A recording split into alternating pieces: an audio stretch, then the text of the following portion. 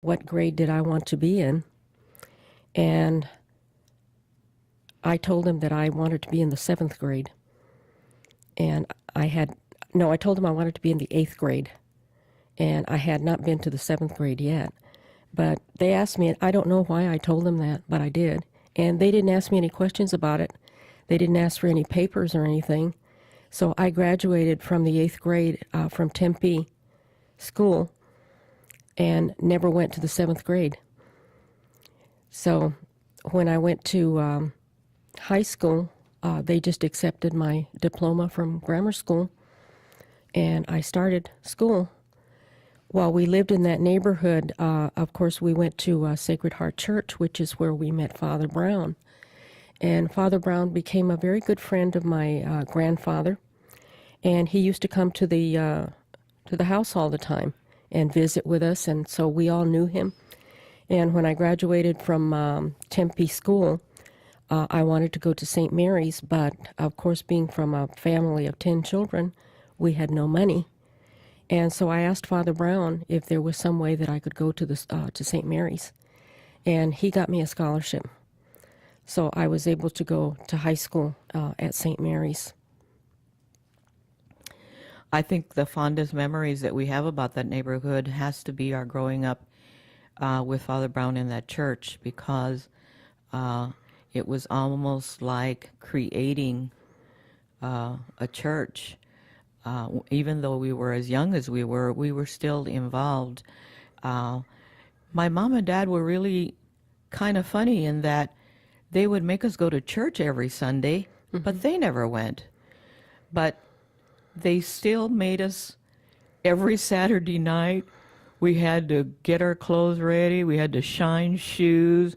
We had to take baths, curl our hair in those raggy things that we used to curl our hairs with. And it was like a Saturday night ritual. And then Sunday morning, off we went. We would walk, because it was real close. It was only a few blocks away, so we would walk to Sacred Heart Church. But yet, our mom and dad never really went with us. But us kids did. And I remember so well that when I got a little older, that some of us would go to the rectory and we would clean the rectory for Father Brown. We'd clean his room, we'd sweep, we would just clean on Saturdays and kind of just hang around there with him. And then during the summertime when it was warm, as a little treat to us, he would take us to the canal and we'd swim in the canal, and he'd bring a watermelon and we'd break it and we'd just eat it. Just no cutting, no forks, no nothing, just smash it and eat it. And we used to have such a great time with him. And I think he really set a lot of great moral standards for us growing up, because we understood that as young as we were, that service was part of what we should be doing, no matter how poor we were. And we were a very poor family. We were 10 kids with a mom and dad who worked at jobs that were not high-class jobs, and they were hard workers. And so I also feel that from my mom and dad, we gained that responsibility of that hard work ethic, that you work hard at whatever it is that you do, and you give it your all, and that's what you do. And it's so hard for me today when I think of that ethic that I still have ingrained in my body, and it's so hard for me to watch others, my friends' kids, be so darn lazy and not have that work ethic anymore. It is not instilled in kids. I'm very fortunate in that I have grandchildren that I have made sure that they have that work ethic. I have 3 grown grandchildren right now that are 17 and 19, and from the time they were 14 years of age, I said, you're getting a summer job and you're working. I don't care what it is. You get a summer job and you work. Just so that they would learn the work ethic that, I worked when I was 14 packing carrots in a produce market. to earn money to help the family.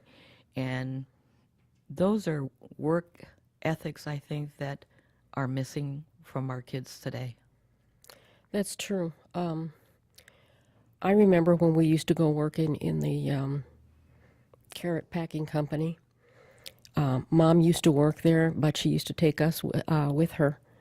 And we did get paid a little bit because we worked a full day. And then from that, I think we learned what hard work was. And we learned that if we were going to be there, we were expected to do our job. Even though we were kids, we were expected to do our job just like everybody else did.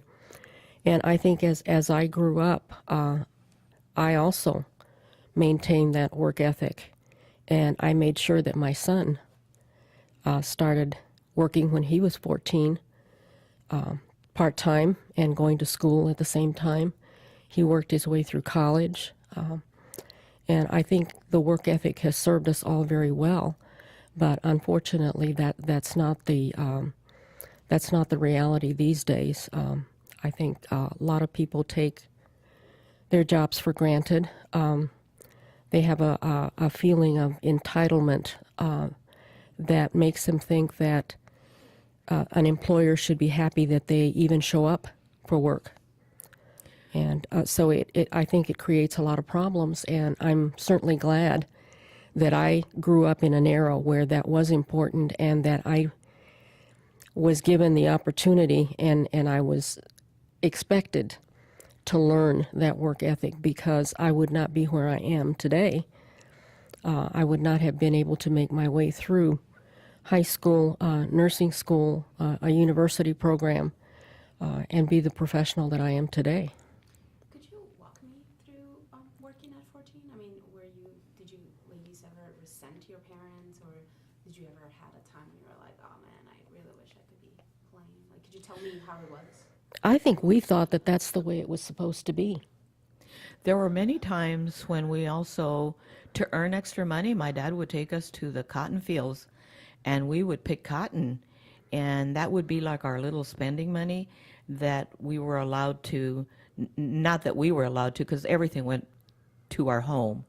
But my dad would use that money sometimes to give us a treat, and he would take us downtown to the Fox Theater. It was the only movie theater downtown at the time.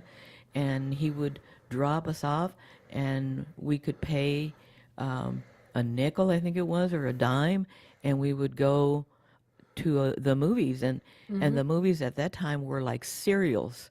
They were like Hopalong Cassidy, and you had to watch it the first week, and then the next week you had to go back again, or else you didn't know what was going on the following week. So they were like serial type movies. But that's what we used as.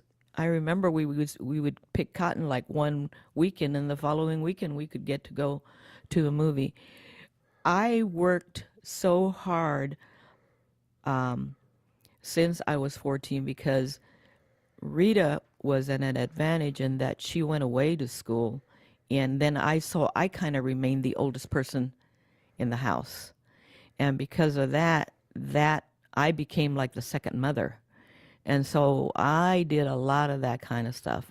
I did a lot of housekeeping, cooking. I learned to make tortillas when I was 9 years old, and learned to cook in big, huge amounts because there were so many kids.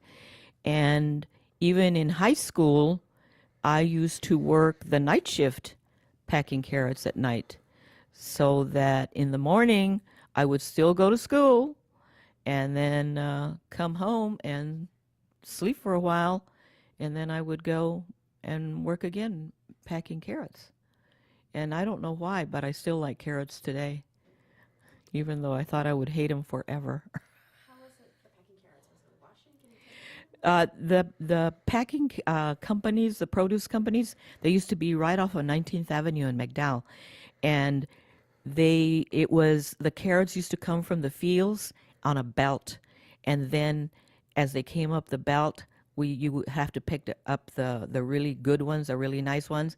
They would come through this little machine, and you'd clip the end off of it, and then it would go into a cellophane bag, and